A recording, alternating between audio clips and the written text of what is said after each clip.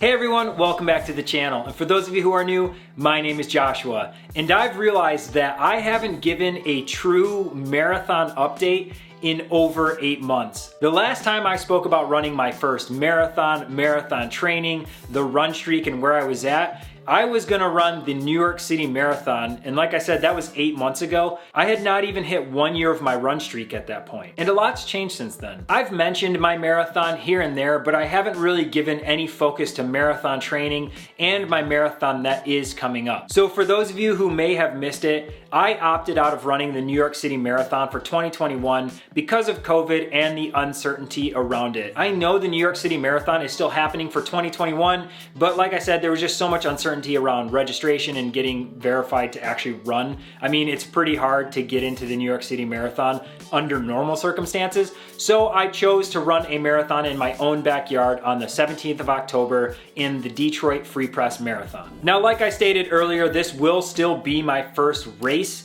and first marathon ever. I'm doing the full marathon, so the 26.2. Now first I'll talk about how I've been doing with my marathon training. So I chose to do the Run with Hale or the Hal Higdon Marathon Training Plan, and that was an 18-week training program which started in about mid-June and obviously finishes on the 17th of October when I actually run my marathon. I am currently in my final week of marathon training, so I'm in the taper period of running. I ran day 494 of my run streak today. It was an easy 2 miles at a recovery pace, which for me is about a 9 to 10 minute mile. I'm feeling really good and really strong going into my marathon. Now, prior to training for this marathon, I would argue I was not that good of a runner and was not really seeing progress in my running. So even though I had been run streaking for a year and a few days after to hitting the start of that training plan, I pretty much only ever ran 6 miles.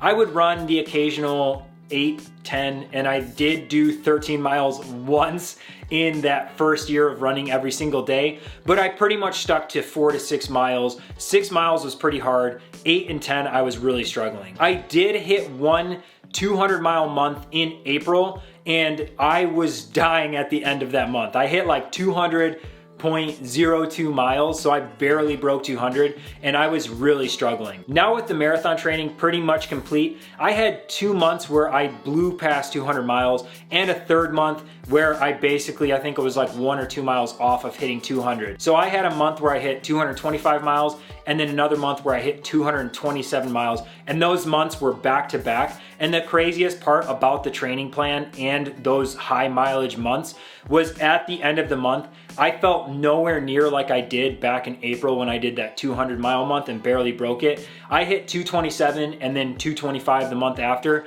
and felt super strong and like I could just keep running and had no issues at all. And that would be a testament to me being a brand new runner and finally following a structured plan for a certain amount of time. See, when I was running every single day, like I said, I wasn't focusing on anything, so I wasn't truly getting better. I kind of was just at this stagnant, like 6 miles, kind of running these odd paces here and there, but I really wasn't seeing any progress. I've seen more progress in the past 17 weeks leading up into 18th week of my marathon training than I have over the 1+ year of running. And like I said, I really have to attribute that to actually following a plan, going out and running specific miles, specific paces with a specific goal every single day, knowing that I was trying to achieve the best physical self I possibly could for my marathon. And to be honest with you, if you are looking to improve your running, you don't have to run the specific plan that I ran. Following a general plan will help you become a better runner. So any 12 to 18 week marathon program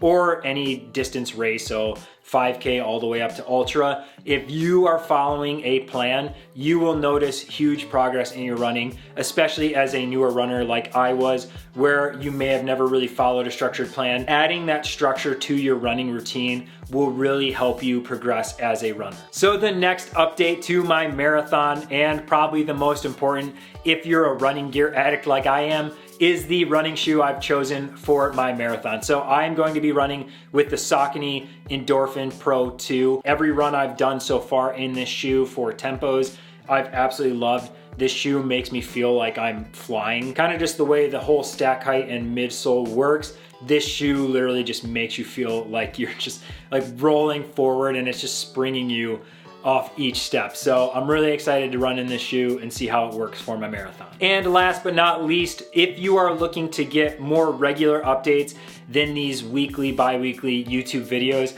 I do have an Instagram and TikTok where I post on a regular basis. Instagram, it's a few posts a week, and TikTok, I am doing daily updates on my run streak and my marathon training, and then plans for after my marathon. So if you wanna follow those, links are down in the description. I'm super excited and pumped to finally get out and do my first race ever.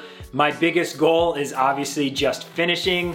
My secondary and kind of like aspirational goal is to obviously finish the marathon under 3 hours. We'll see if that happens on the 17th of October.